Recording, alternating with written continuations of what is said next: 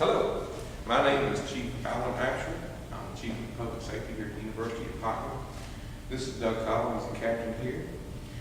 And this is Darla French. We are all instructors with the grad program here at the University of Cottle. And we'd like to teach you a few things and show you a few demonstrations here of part of what the grad program does. First of all, we want to say that risk awareness and risk reduction and avoidance is 90% of self-defense. If you're not putting yourself in the situation in the first place, you don't have to worry about defending yourself. So being aware of your surroundings and using good techniques and using common sense goes a long way. The first thing that we usually teach when we're in the courses is how to verbalize yourself when you're in a self-defense situation.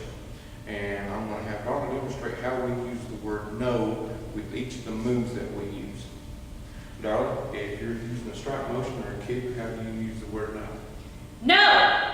We use this in a very loud, very aggressive manner. We mean business when we say no. If you do it really soft or you do it with a giggle, the person that's attacking you doesn't really believe you when you say that they need to get away from you. So you do this in a strong voice.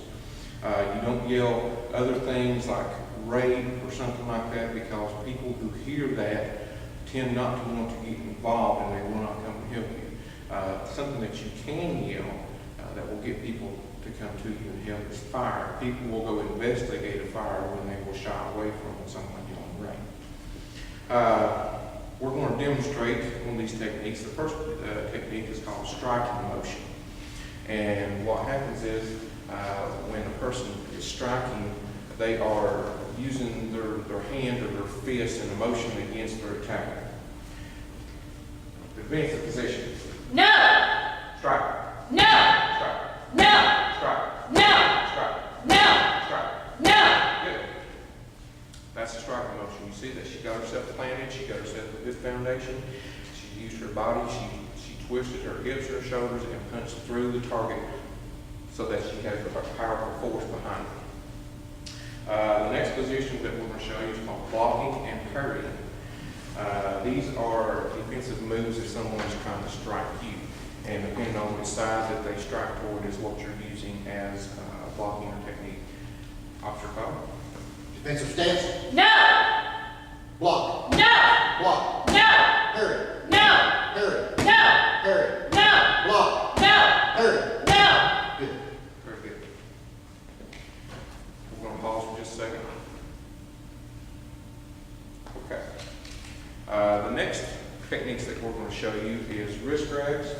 The first one is called a hammer fist. Just when someone grabs you with one arm and you have the other arm free to be able to use as a weapon. Demonstration. Come on, you come with me. No! You come with me, come on. No! The person, the survivor, will use their hands as a fist, as a hammer, and they're striking against this part of the forearm, which has a lot of nerves, or a radial nerve that runs down through here. And using that hand will open up the hand of the attacker so that the person can get away. The next technique we're going to show you is called also wrist grab, but if the person has both arms grabbed. Come on. Come on. No! Come here. Come on. No! As you can see, the survivor, when she's in a downward position, she'll twist and use her arms in an upward fashion and puts the attacker's arms in an awkward position, using leverage against the weakest part of the hand, which is between the thumb and the finger. And we're also going to demonstrate a wrist grab from the top person. Come here. No! Come here. No! As you can see, she planted herself and got good footing again. She twisted her arms around to use the leverage against the weakest part of the hand. And we'll pause again. Okay, we're back, and we're going to show you a couple of the chokes. The first is called a close choke, and this when the person is close to you and has grabbed you around the neck with one arm. Okay, so once I'm in this position, there are several things I need to do before I can actually start attacking my attacker. So the first thing I want to do is establish a base. So I'm going to get my feet kind of wide apart and bend in the knees. That's going to give me good leverage to try to fight him off. The second most important thing to do is to establish your airway. And so you can do that a couple of ways depending on where your chin is in his choke hold. And so one way is if you can get your chin down in behind his arm, that allows you to be able to try to lift his arm off and get some air in your airway. The other way is prying his arm up off of your throat. So it kind of depends on where your head is in the choke hold. So once I've established my base and I've got my airway established, there are a few things that I can do. One is stomping on his foot. So I just take my dominant foot and stomp right on his instep. I can also take the side of my foot and scrape right down his leg, if I can find his leg down here.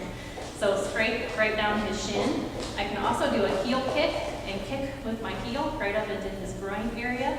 I can also do a hammer fist. So this is going to require the use of one of my hands.